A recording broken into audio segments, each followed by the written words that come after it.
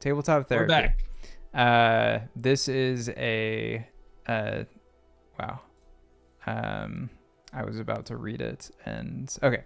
This is a chill duo long play for D&D 5e where we've got some custom rules, we got some custom tables, random generation, and we are going to play some D&D without a DM and let the tools and our own whimsy lead us into a world of fantasy and fun.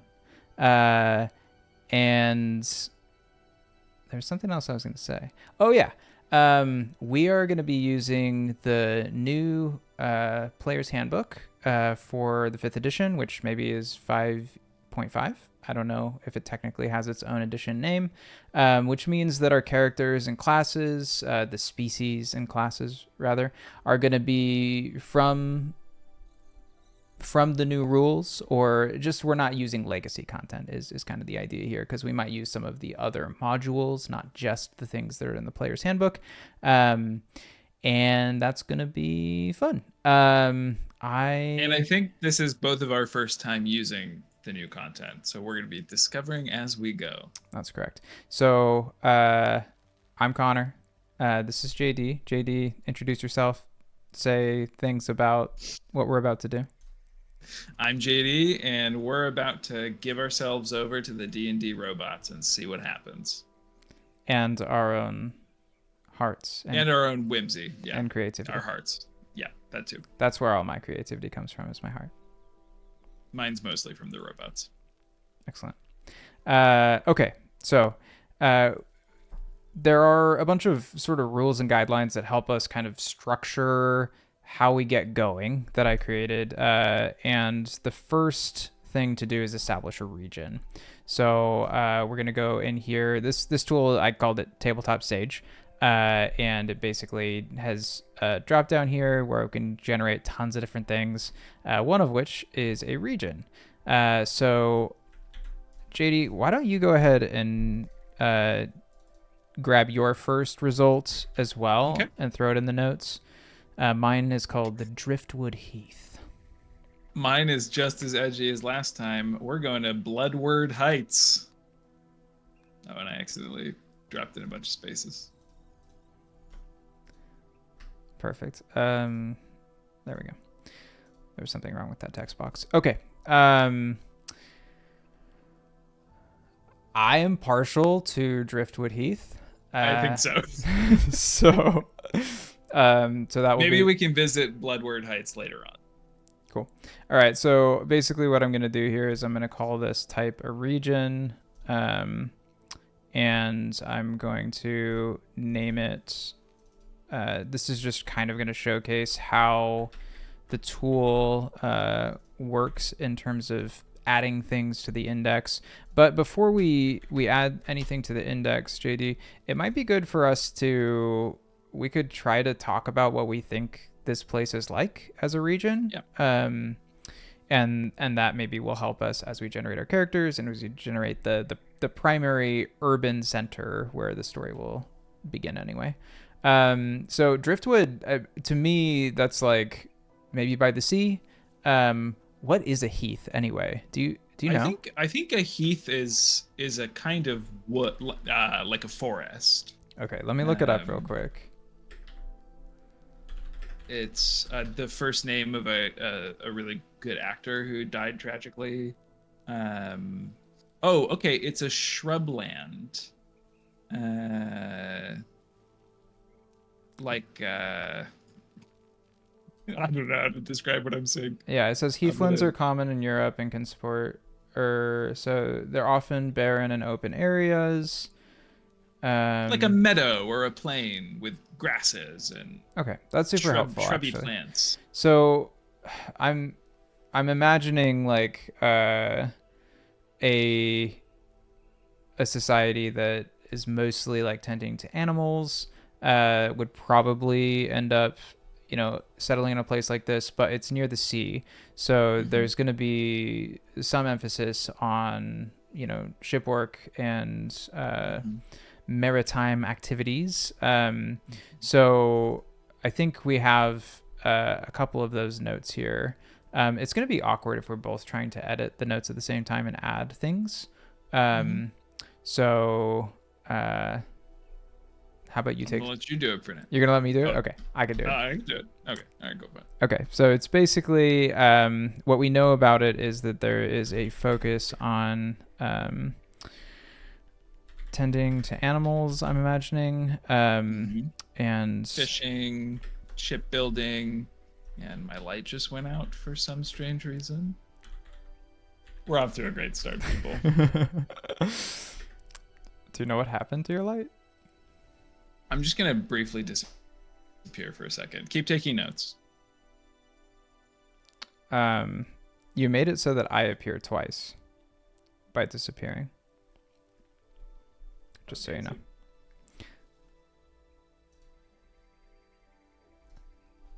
All right. I think I'm just gonna wait for you because for the recording anyway, it's gonna be weird for to look back at that. So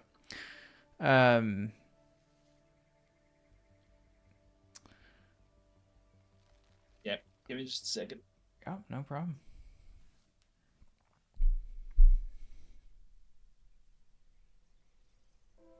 Okay. Like this idea. And we're back and beautiful. Welcome back. So this idea of Driftwood, it makes me think of like storminess. Like I know Driftwood is not necessarily like wood from ruined and like destroyed ships or things like that, but that's what I think of when I think of Driftwood. I'm like, I'm sort of imagining like an English like coastal plain. You know, there's like a cliff coming out kind of over the water with this heath atop it. So it's usually going to be gray. It's moody. You know, it's a little stark. Maybe the town is kind of like built along the side of this cliff, going down to the gray sea. Let's wait on the talking about the actual settlement until we generate it, because that will inform. But yes, there would be villages, up and down the coast, fishing villages and things like that. But it's not clear yet if we are going to begin in an urban center that's on the coast. But we very well could be. But I'm imagining it could be set back a little bit in the urban center, and that there's some sort of like river that connects it to the sea. But I think, all of those things you said, thank you for those additions. Those are very helpful. So now that we've got enough detail here, I think, I'm going to go ahead and click oh wait, it disappeared. Can you do Control Z? There we go.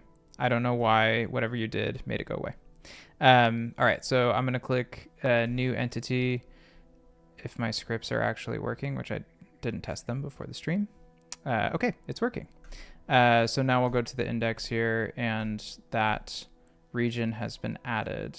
I'm going to go ahead and put the details of it up on our placeholder region spot, which is the R1.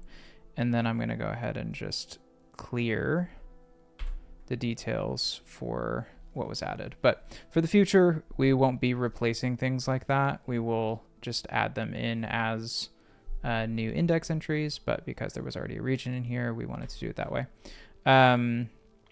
One thing that we need to set is the danger level of this particular region. So generally for a starting region, the one where the main urban center is going to be, they're generally safer places because the urban centers will be a sort of sanctuary where there is law and order generally of a certain kind, whatever generates for us. And so they're generally considered like more peaceful places. So what I'm going to put the region as is I think we'll just basically what this will affect is when we're traveling outside of the urban center in the region, it will affect the amount of danger that we might encounter. I think I'm just going to call it vacant, given that, we have references to kind of an open and sparse land. And I think that's going to create a little bit less of a presence of both people and of, monsters or creatures that would want to take advantage of highly populated areas. So we'll call it that. And basically the implications are that every 2 hours, we add a D10, 2 hours of travel at a normal pace. We add a D10 to the dice pool. And that is a pretty good timing to talk about the dice pool or the time pool. JD, do you know what the time pool is? Not really, Connor. Would you tell me about it? Be happy to. So the current region is now, I'm setting it down here to the Driftwood Heath. And when we generate our current place, that's going to set our danger level. Similar to what we just set for the region, each place will have its own danger level. So if we're traveling between places, we'll use the region's danger level. But if we're in a particular place, each one will have its own danger level. And basically, as we spend time in a given place and time passes, for every time indication on the danger level, so this would be 4 hours in a peaceful place, we add a certain dice to the time pool. So this would be a D20, a peaceful dice. So this adding, 1 here, there's 6 spots here, indicates that some time has passed and it's building toward what is a potential danger. Once all of these are full, then we roll the dice pool, and if any of them land on a 1, something dangerous happens to us. So it creates a consequence for us spending time, and especially in more dangerous places. The time pool will not be used at least not in the beginning, while the urban center remains a sanctuary. Anything could happen, and we could decide that the urban center is no longer a sanctuary. For example, if we go to war, if the nation goes to war with a neighboring nation, the urban center could become a war zone, and it could become very dangerous. But we'll start off, especially being level 1 characters, with a peaceful sanctuary as our starting place. That's good. So anyway, that's basically what the time pool will do for us. It'll create some urgency around doing things and letting time pass. I also have a way to track time passing, and JD, I might ask you to do this at times. And in essence, over here, column J for your reference, but basically where the minutes, hours, days, weeks, and months are, you just fill those in with amounts. So it could be 30 minutes, could be 2 days. And then up at the top of that column, there's an update time button. You just press that, and the C time, C date, and C year will update. And those stand for current time, current date, current year. And that will also automatically update our temperature, the sky, whether we're cloudy or rainy or whatever it is. That'll all automatically update and kind of set a sense of where we are right now. The biome, because these are per biome, they have their own possibilities of temperature and weather. Grassland, I think, makes sense for us right now, so we'll leave it there, but that can be customized as well. So that was a bit of a tangent, but what we have done is we've created a region called the Driftwood Heath, and now going back to the rules, we have set our current region, and now we need to establish a settlement.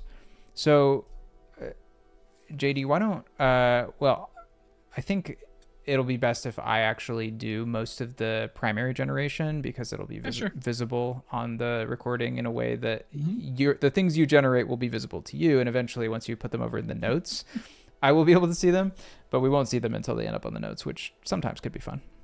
But I'm going to go ahead and select settlement, and we'll just keep generating until we get a city. So there maybe will be a bunch of villages and things like that. But until we get a city, I will just keep generating new ones. All right, so the first one was a village. This may take a little while because the city is the rarest one. Okay, I got one. Okay, the city is called Valbottle. Interesting. It's ruled by a single individual, and the city is struggling with a split between traditionalists and reformers. Okay, that's all it gave us. So kind of like a monarchy of some kind. It could be. This is interesting. We've got like this reference to traditionalists and reformers. It makes it feel a lot less like this is a warlord situation and more like we're dealing with a pretty civilized society that is, even though there is a single ruler like a king, it seems like there's enough cultural other expressions of power, maybe like a noble class or something like that, that there are this political struggle around traditionalists and reformers, and people are trying to control the political outcome of the city.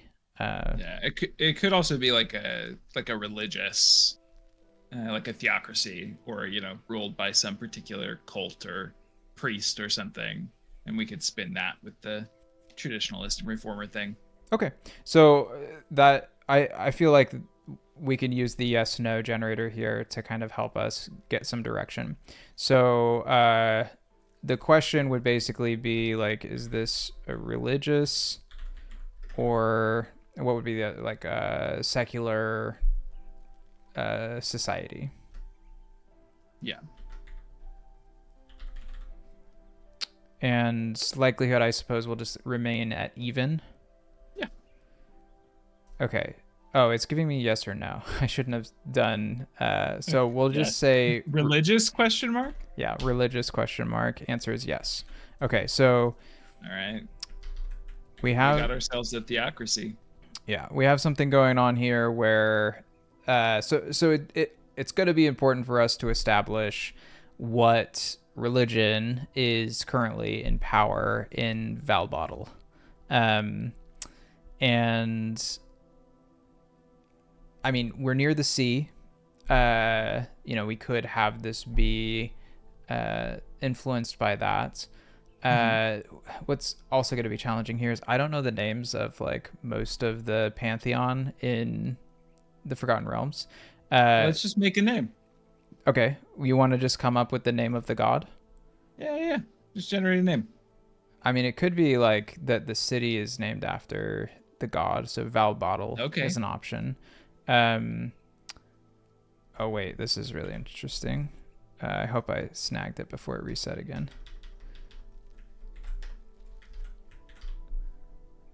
Dwimmerwaithe is okay. So we can work with that. Okay, we'll say if that works for you, we can say the deity that this city, or at least the group in charge, and specifically the individual in charge worships, is called Dwimmerwaithe. I'm gonna remove the little dash here. What does that evoke for you, JD, in terms of what kind of god this is? So Dwimmer is an Old English word. What does it mean? And it has to do with like certain kinds of magic, I think, like illusions, seemings. There's in Lord of the Rings, one of the guys from Rohan talks about Saruman being Dwimmer crafty or something like that. Like he can appear however he wants to. Okay. Okay. I don't know about Waithe, But like sea, the sea takes on many forms. It Yeah. shifts and shapes. It could work with a sea deity.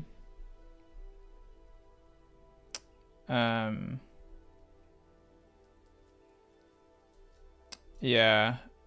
Waithe is like wraith, basically phantom. I'm just looking Okay. this up. Okay. So okay, so this is a little ominous. Now that we're putting these two together. So I really agree, like this Dwemer being a reference to the sea, and that especially the religious folk that worship Dwimmerwaithe, that they are, um,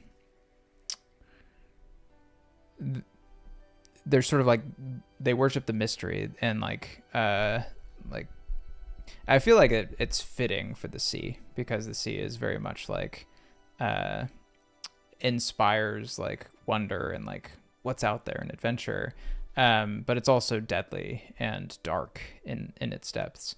So I feel like this is just like perfect for I don't feel like this like smacks of Poseidon as much as it is like almost like Like Davy Jones, or like some sort of Eldritch sea yeah. being. Yeah, and I actually really love the idea that this is like not a generally good Yeah, yeah. god, or one that you would be like interested in crossing paths with because they might be kind to you. It's like, no, you pretty much always don't want to cross paths with Dwimmerwaithe, because like deadly like the sea, and you're also going to be confused and not sure like what's happening, and so I think Wait, if Waith is like Wraith, it makes me think of like, it's something that steals life. So yeah. I'm thinking maybe, like you make maybe some blood sacrifices to appease this deity, and maybe the ruler person is like the high priest making the human sacrifices to the sea god kind of Okay. situation. Yeah. This is great because normally when I think about the like starting city, I'm normally thinking about like your standard peaceful and lawful fantasy city, and this is very much not that. This feels like dystopian in a fantasy way, where there's basically like what I think people would equate to like a tyrannical cult that likely is suppressing other forms of worship and suppressing the people generally through fear, and through the might of the power that they get through Dwimmerwaithe. And that's going to be an interesting place for us to begin. And not least of all, if we end up being aligned in some way with this religious, like if one of us gets cleric, I think we just have to be, we have to be part of this. We served Dwimmerwaithe, yeah. I think if there's any religious aspect to either of our characters, we need to tie it into to the city. I'm in. Okay, so great. We've got Dwimmerwaithe. We've got the city of Valbottle. Which doesn't quite fit the word bottle. Yeah, just feels... it's not. It's bottle is not a very Eldritch word. Well, we can re-roll that, or what I have sometimes done is I have just altered it slightly so that it like added characters, removed a few characters. Like even Val Battle would feel better. Thoughts? I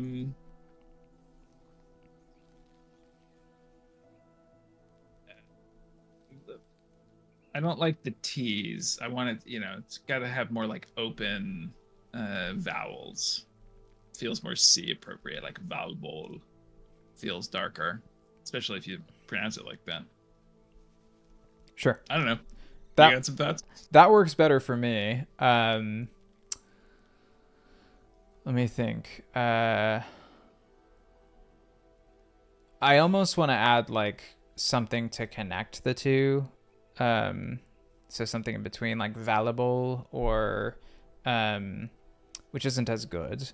But valuable just feels like it doesn't really flow as well. Like Dwimmerwaithe, for example, like Mhm.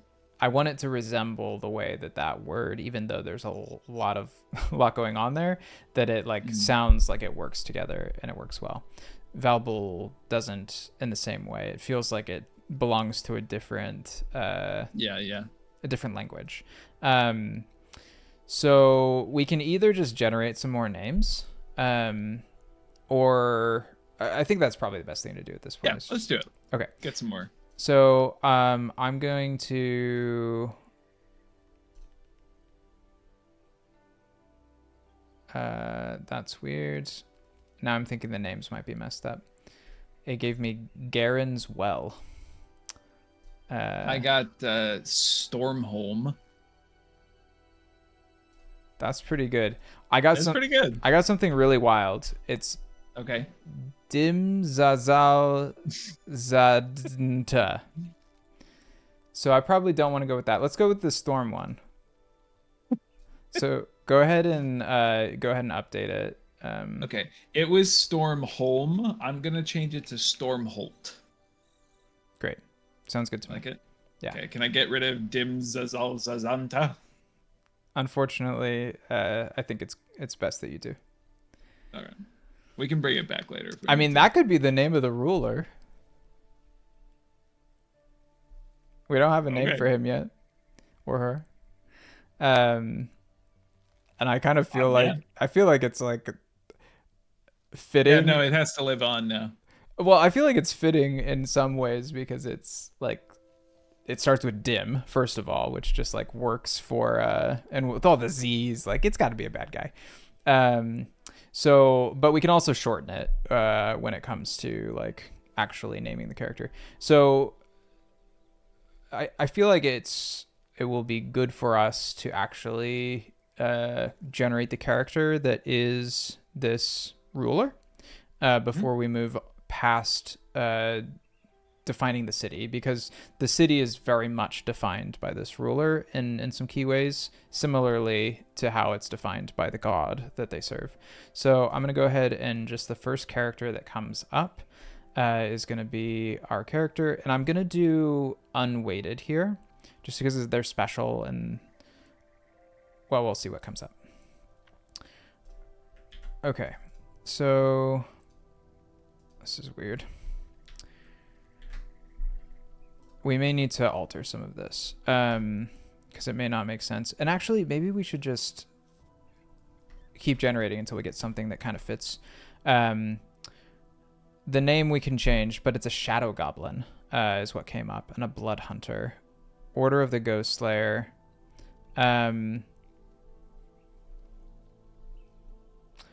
Reading through this, like with the wilderness context, I'm not feeling like this is our guy.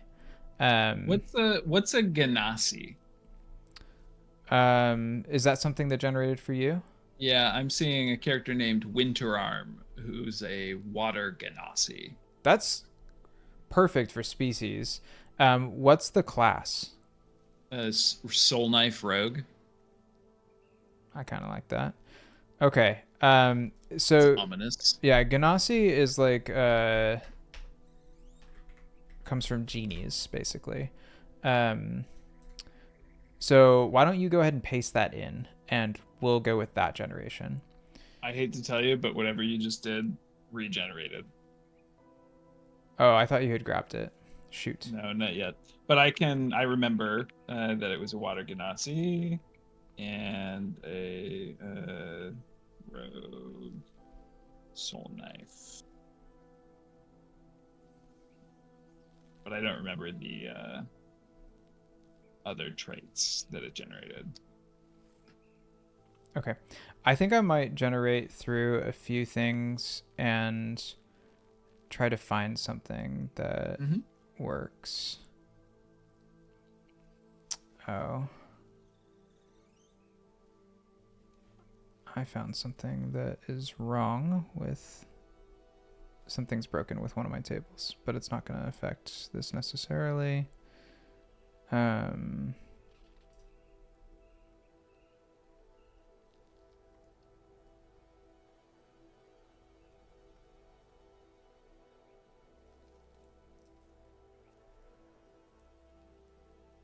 The ones coming up on my end haven't been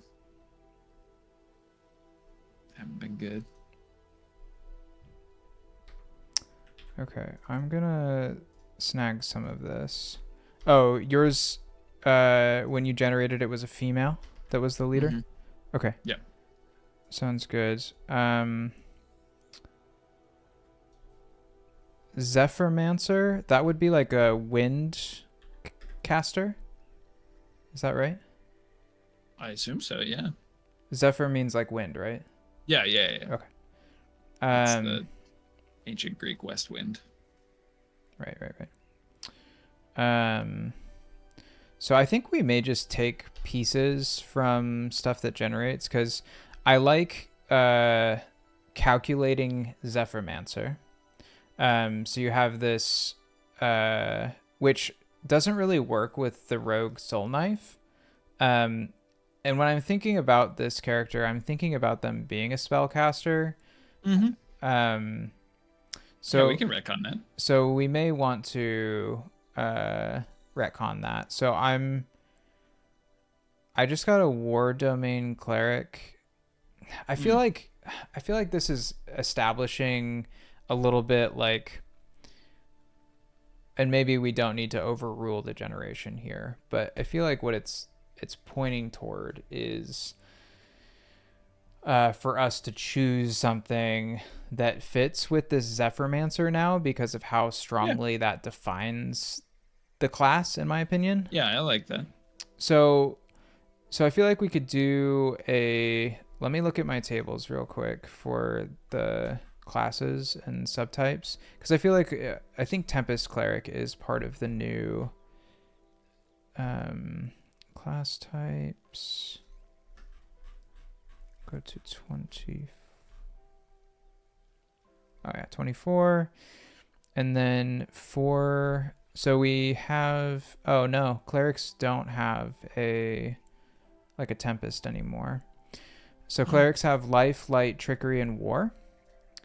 Let me see. You do trickery. Yeah, that could fit. Let me look at some of these other things here. We have a, no, that doesn't really fit. Yeah, I feel like we could go warlock with like a great old one patron.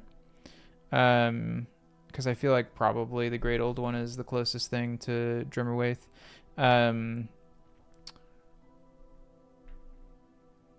We could do like an aberrant sorcerer. That seems like it could fit. We could use any kind of wizard, but they just are bent toward, Let's do a great old one warlock. Well, how about we put it up to fate a little bit? Yeah. Let's let the robots decide. So I'll just ask great old one. If it's a no, we'll go with the aberrant sorcerer. Cool. Great old one, a goo. And the answer is yes, great old one. Okay. Oh, yeah, it is.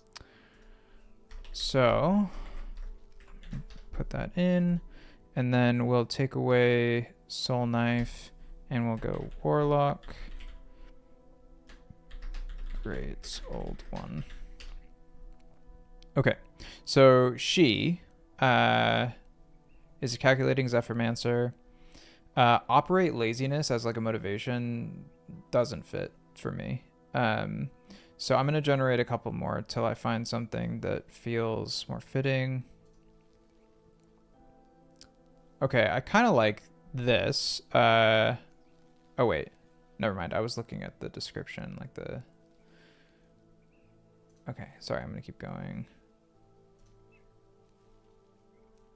Avenge Galaxy. Interesting. What was your initial reaction to that? Does that, I mean, it feels like generally like revenge at the universe or something like that. Mm-hmm. Or we could Captain Planet this, and she's getting revenge for the mistreatment of the environment, like the ocean. It feels too eco. Yeah. I Yeah, feel no, I feel like eco yours concerns yours works. don't come in strongly in a fantasy setting in a way that I want to play anyway. As much as Captain Planet would be cool to have exist in a fantasy setting, I'm not feeling it. But That's fine. Avenge Galaxy does feel like there's something there, and and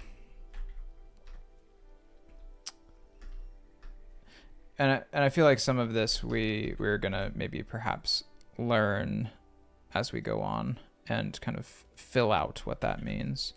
So I'm gonna go ahead and replace operate laziness, and then we can look at some of these other things here. So much stronger makes sense. Robust appearance, broad nose, daring. I like the Celestiphobia. Yeah. The coming from a rural militia, I'm okay with like this background that is basically like came from like a simple background, but somehow has this story where they rise in the ranks and eventually become the ruler of the city. So I feel like we have enough. Yeah, totally. What I want to suggest is that we give Dimza a nickname. And perhaps Dimza is the name. I think why don't we play with the name a little bit and make it Dimzal. Dimzal? Oh yeah, there is a Zal in there. Yeah. So do you mean like edit the name down to that and that's like the whole name, or like that's a nickname that we just refer to it and the full name is actually what's here? Like I'm gonna edit it real quick. That's the full name. Dimzal Zadna. Dimzal Zadna. There's one less syllable in there. It's a little easier to say. Okay. So we can refer to her as Dim or Dimzal or Dimzal. Okay. So this type is a character. Oh wait.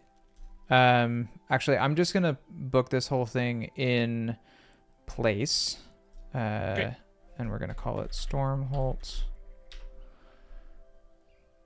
And then I'm going to go ahead and click new entity. And it should clear it.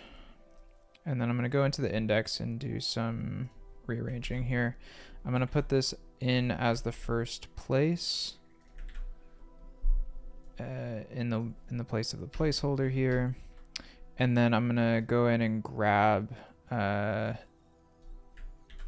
Dimzal's information, and she will become the first actual character in here, and she's active.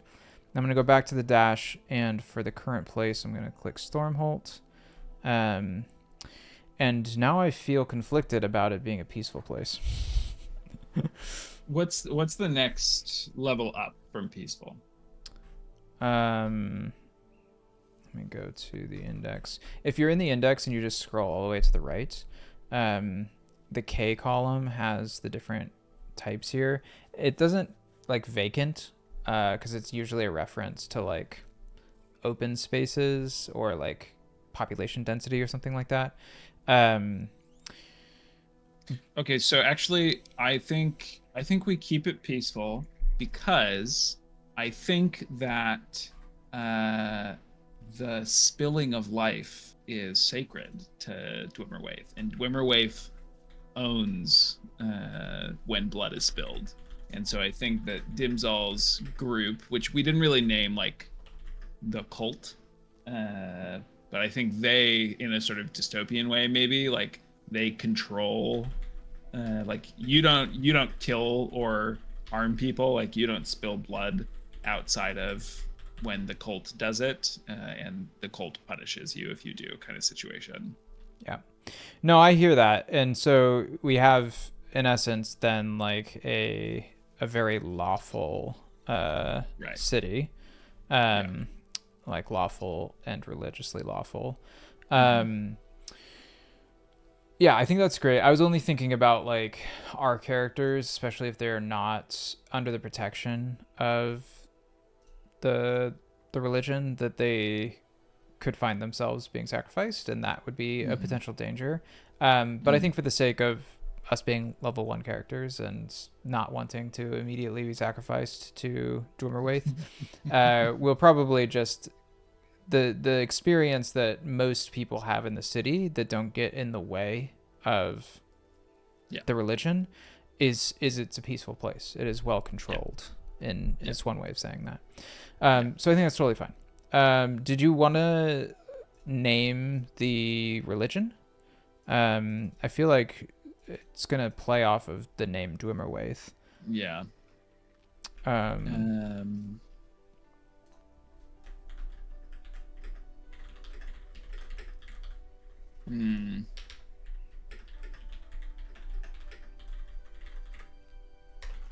gonna try and generate something real quick. Okay. I like it gave me the veiled are the followers of the religion. Okay. Yeah, I thought you would like that. Nice. I don't like the name it gave me for the religion. It just called it Dwimmerism. So we need to come up with something better. Well, maybe like maybe the Veiled is the name of like the folks who run the worship of, who run the cult basically, and people sort of refer to them, in hushed tones, like the Veiled are in control. I could see how that actually becomes like how they refer to the followers of Dwimmerwaithe, is like the religion is, they would just generally call the people the Veiled, but the religion doesn't have a name beyond that. Right. Yeah. Okay. Okay. I'm on board. I like this. So we have our city, Stormholt, in the region of the Driftwood Heath. We have Dimzal, our sort of religious leader that rules the city of Stormholt by her power as the leader of the Veiled and her many minions. And they worship Dwimmerwaithe, the god of... it seems to be, I don't think anyone would refer to the god as one of the great old ones, but this mysterious god of the depths that's immensely powerful and apparently, like, I feel like lawful is like there's an order to the way that Dwimmerwaithe like comes into people's lives and in societal life, and how Dwimmerwaithe desires a sort of lawful control over his or her subjects, and is very interested on some level with the the chaos of and like the brutality of the ocean, and that's often expressed in the blood sacrifices that the Veiled perform, is sort of this nod to the way in which Dwimmerwaithe is this brutal force, but we also have these aspects of like mystery, and things are not what they seem. The seeming feels good with the name. Cool. All right, let's make some player characters. So I feel like we have a very interesting setting here. We don't know a ton about the city beyond sort of how it's ruled, but I feel like our characters are going to bring some flavor perhaps to what the city has to offer. I've been doing a fair bit of talking, so I would love for you to generate your character first. Let's do it. Okay. So I'm choosing character 24 unweighted, right? Correct. Okay. All right. Just pop it into the notes. Interesting. Oh, why did that not? Did you not copy it correctly? I thought I did. Oh, there we go. A grung. Oh, is that a race? Yeah. Okay. It's like a frog thing. JD, don't freak Yeah. out. What? Somebody said something in the chat. Our first chatter. Hi, Hecate. Welcome. We just want to acknowledge your existence because you're our first chatter that has come to join the show. So welcome. We're glad you're here. So glad. So I don't know if you really want to be a grung. Well, let me. Yeah. I Wait. I will also pull up what this looks like. I think it's like a frogish. It is Frogman. It's a little Frogman. Which it's kind of funny, and also a little maybe fitting. I mean, I guess they're mostly from jungles, so maybe not so fitting. Maybe not so fitting. So I guess the question is, JD, do you want to be a little frogman? I'm fine with being a little Frogman. Okay. I would give you a pass on just settling into this generated species because one, it's not actually part of the new content, and two, it's non-core D&D material. It's not. Okay, I'll generate one more, and we'll see if it's more fun or fitting than little frog lady actually, Delondra. Yeah. Delondra. Then we can go with it. Hecate, to answer your question, we're playing duo D&D run by this robot that my friend Connor here made, and this is the first session on this campaign. So we're world building right now, and we just got to creating our player characters.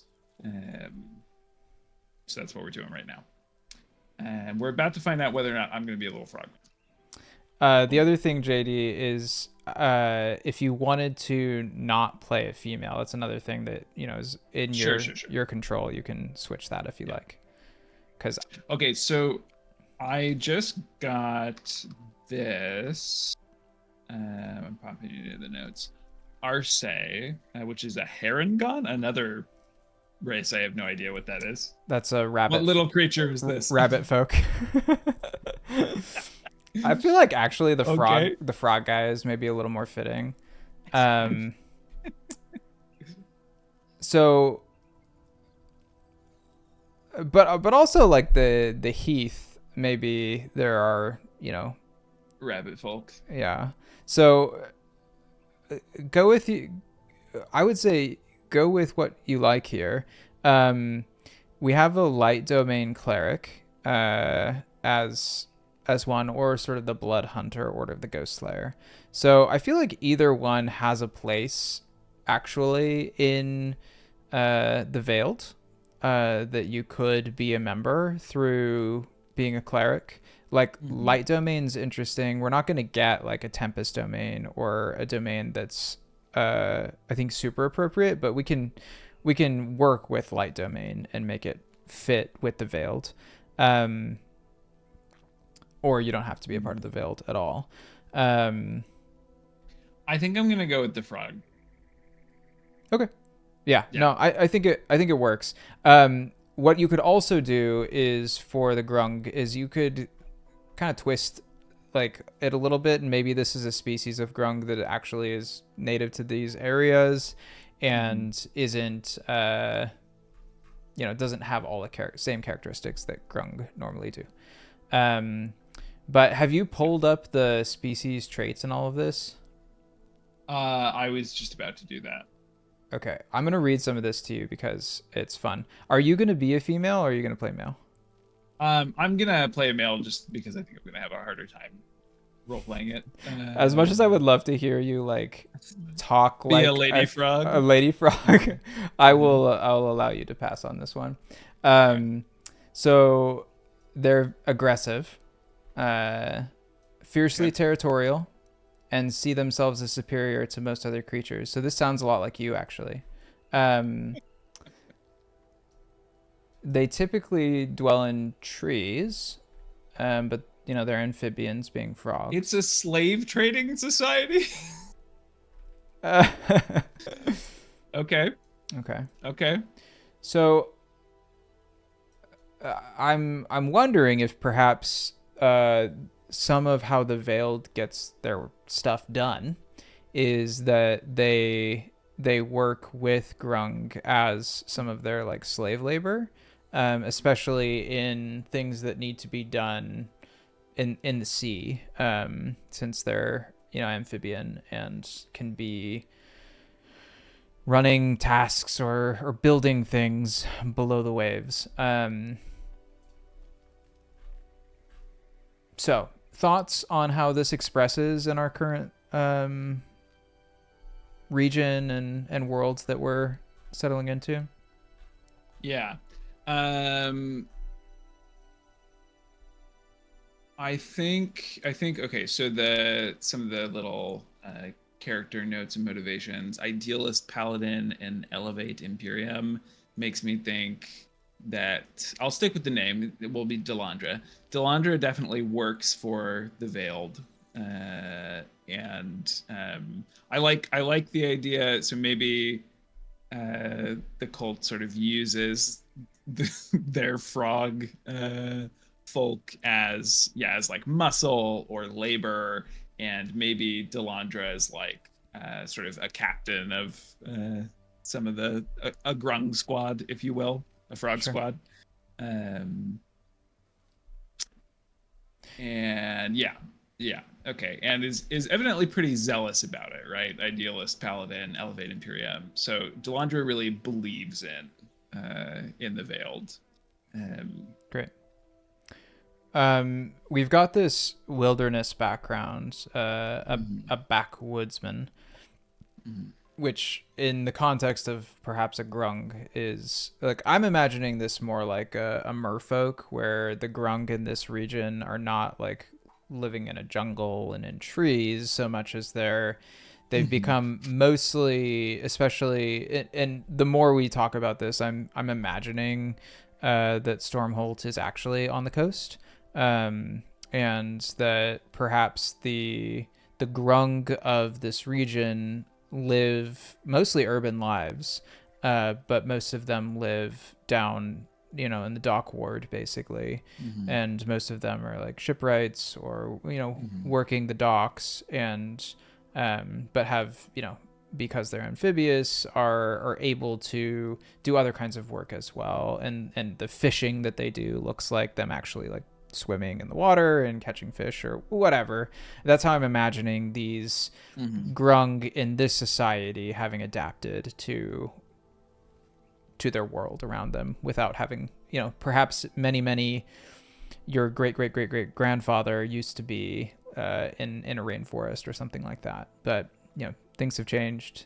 Perhaps you were captured, or your family line was captured and made to be slaves, but have since integrated into the city, and so some Grung are slaves, some are not. And I'm not imagining you as a slave. I'm imagining you as more like a leader of some Grung, perhaps, and of a warrior group of them. Yeah. Well, and it looks like the Grungs are actually like slave keepers, not slaves themselves. Yeah. Got it. They're like slave traders. Okay. So it would make sense that a Grung might have a gang that gets wrapped up into this cult. But yeah, okay. So we're a sea frog. We're a sea Grung at this point. Oh, you know what? It's going to be important for you to determine your color. It sounds like the cast is determined by color. So I think I would probably be green or red, maybe, since I'm gonna be a magic user partially. Order of the Ghost Slayer. Well, we should read about that a little bit then. What is that? Is this a totally D&D 2024 class we just pulled? No. This is not from the 24. This is it hasn't been made legacy. So it's still active, but it's not from the new the new classes and subclasses.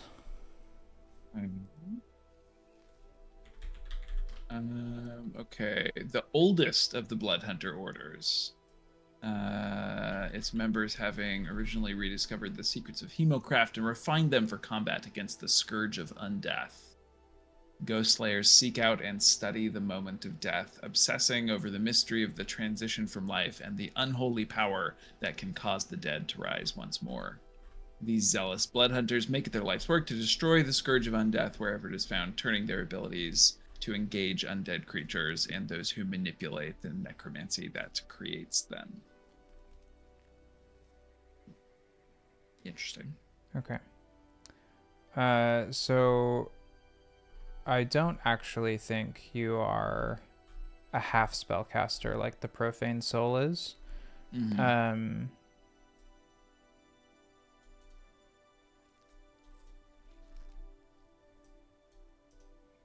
But you do look like you're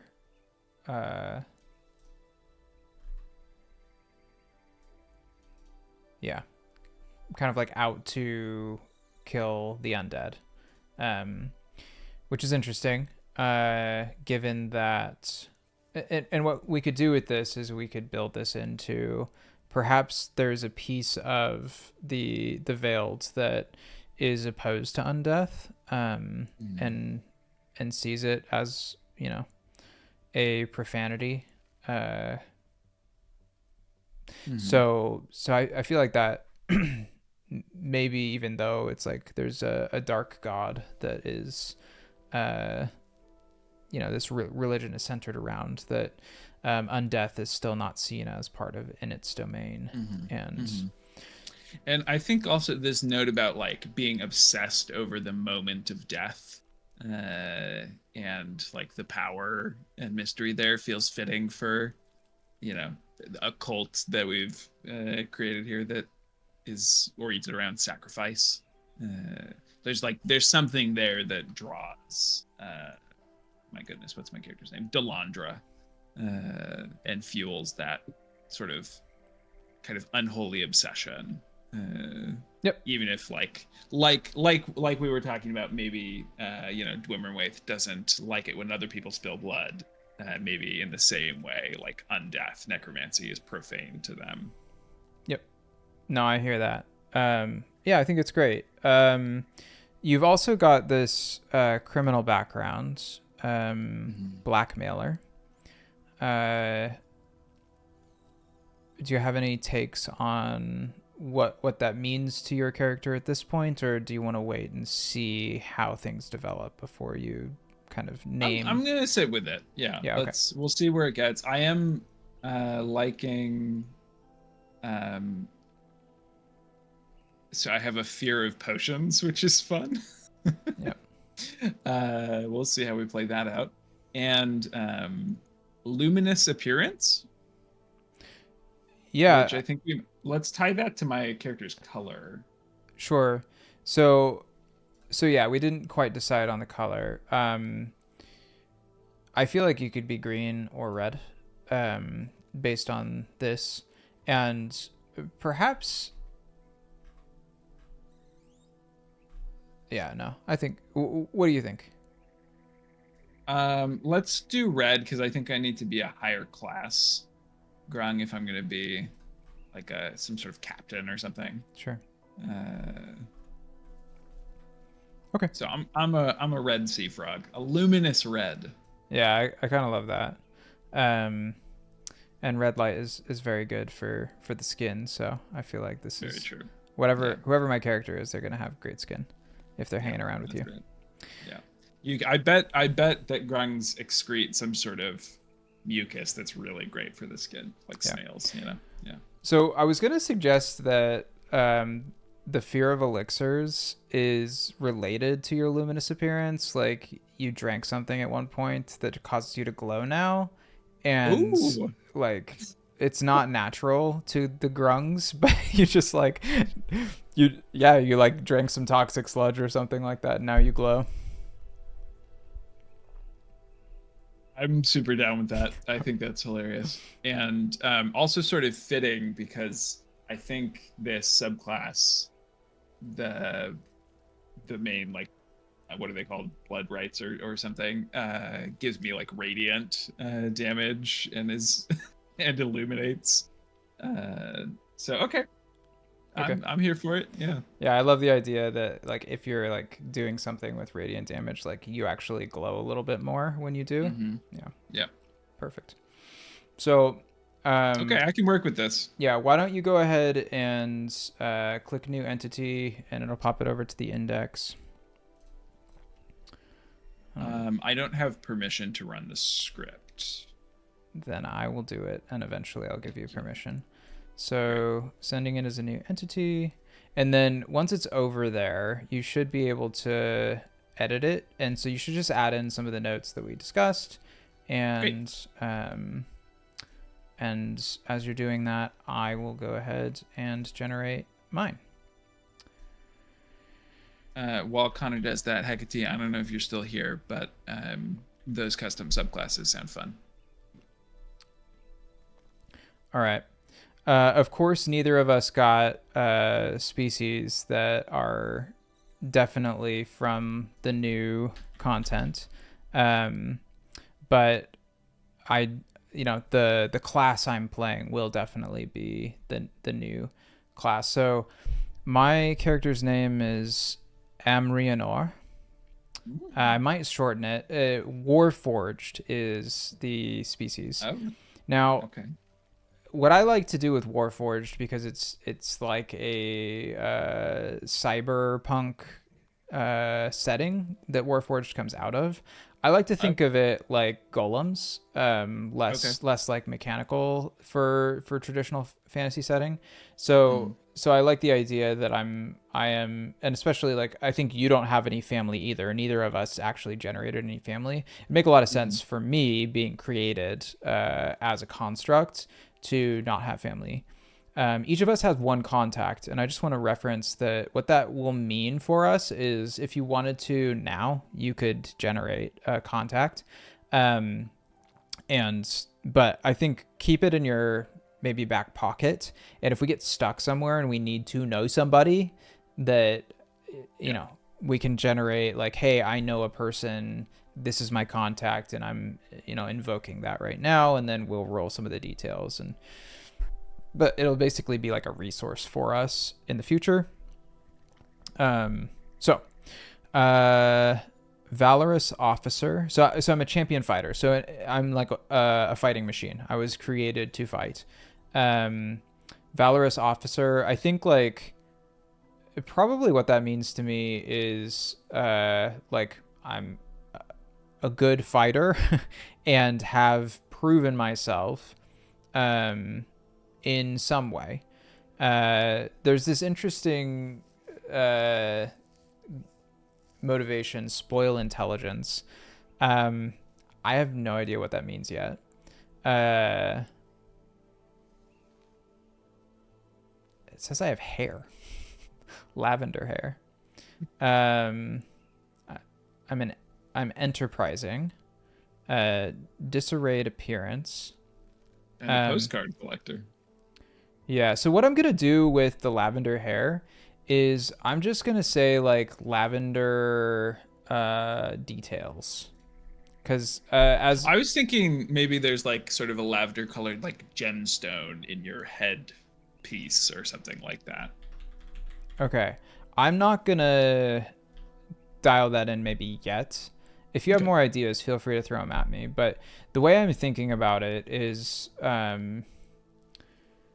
more like the stones or the runes or or the glow in my eyes. Like these are the things that may be colored lavender. And I do feel like I like that a lot because like and I like that as something that is like permanent and not a decision that my character made, but is sort of how I was made, is with lavender as a key color, which I just feel like is weird for a golem that was made to fight and kill, to have lavender as like the softer,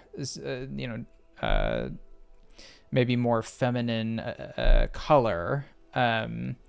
and associated with a plant with like healing properties and things like that, that, or like calming properties, that this is what is like the color that my creator like gave me. Feels like weird and interesting. So I feel like this, I'm having a little bit of trouble reconciling this valorous officer with the enterprising. But let's look at my context. Gravedigger, blacksmith.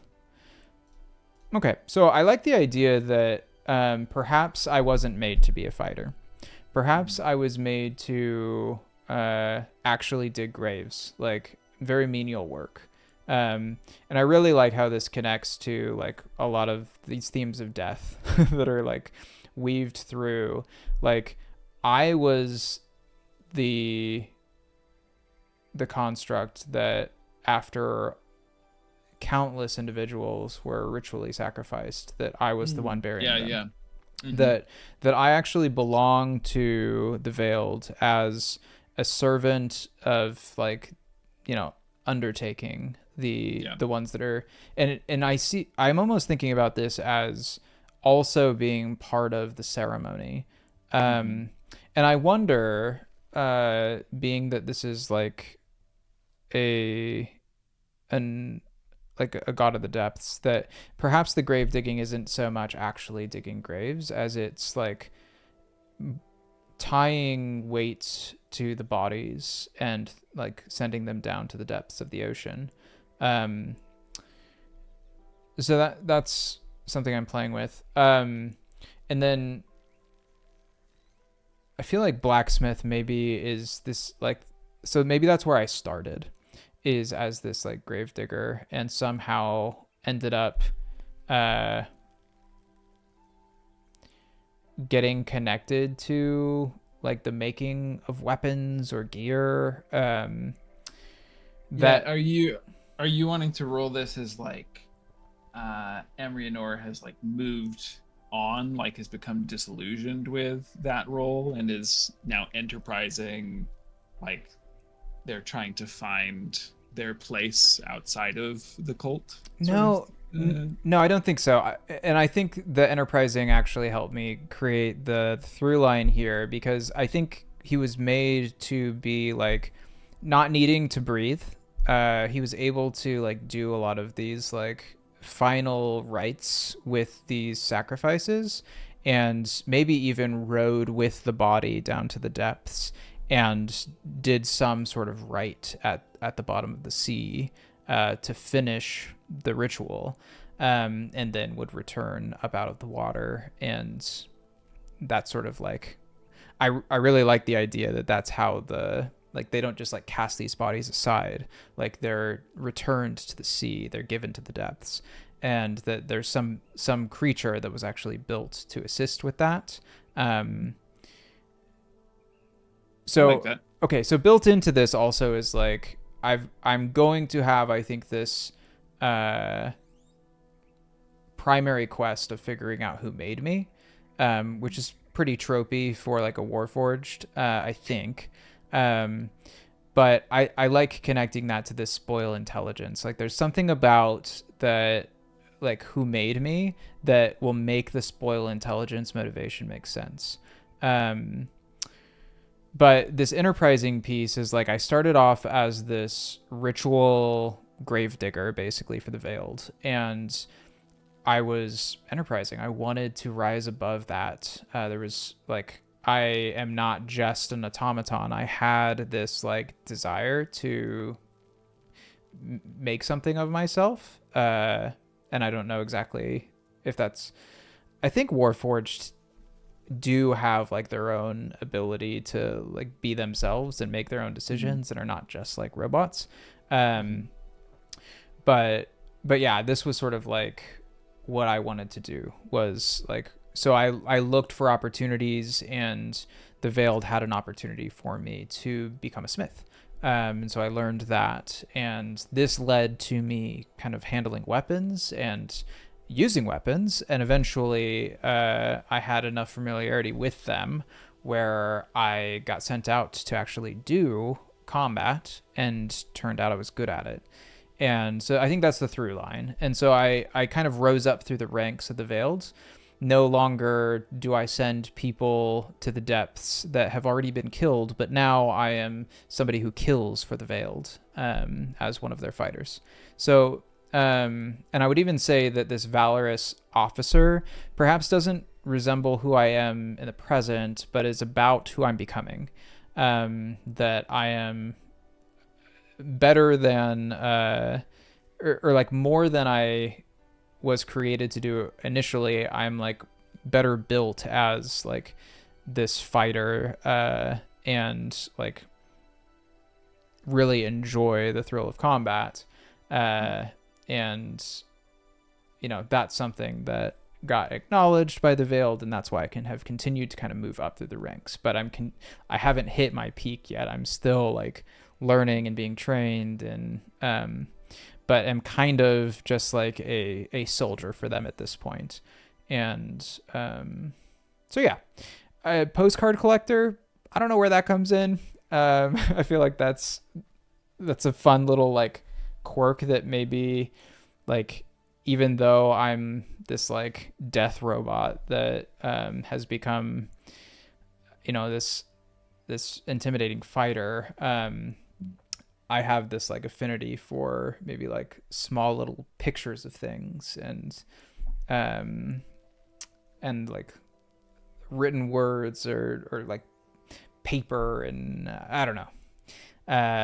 I don't know what You're looking for clues, you know, you're trying to find your maker. Maybe you collect like bits of information, papers, that sort of thing. We can spin it that way. Yeah. Or you could just have a fun hobby. Yeah. So I think that's as much as I want to do right now to kind of like think through who this character is. And so I'm going to go ahead and send it to new entity. And now we've got both of our characters. Now, do you want to go through, I don't know, maybe you already started this a little bit, and create the character on D&D Beyond? Or it's 9:34. So we could do that next time. Yeah. Why don't we, this little frog is getting sleepy. So I think we could set up our characters in D&D Beyond in between sessions. Sure. And come back with the characters set up there. We did the fun generation part on screen. We can do the boring admin setup part off screen. Sure. Sounds good to me. Cool. And then next time, basically, we will just begin to establish like where we find ourselves in real time, and following the rules. In essence, the idea is to gain stability, for us to begin to build relationships, get some money, some gear, and be able to fend for ourselves. We'll start to actually role play. Yeah. And not trying to get too far ahead of ourselves, but I think probably we end up getting sent on the same mission. Yeah, that's what I'm thinking too. And so that will be interesting, and I'm hoping we can do some combat in our next one, because it would be fun. Sounds good. We don't have any healing, which is going to be interesting between the two of us. So we will need to and I'm afraid of potions. Oh my god, I just realized that's going to be very interesting for you. I wonder if you should just like make a con save every time you have to drink a healing potion, and maybe take some psychic damage if you fail. Or it spills part of it, and we take away some, there's just like a minus to the healing. Yeah, well, I mean, in essence, that's what the psychic damage would be, is some sort of deduction. But anyway, maybe it's just like one psychic damage if you fail, and it's like a DC 10 or something, so it's not crazy. But Figure it out. anyway, that'll be fun. All right. Well, that's tabletop therapy, baby. Tabletop therapy, baby. Are you feeling like you do after a therapy session?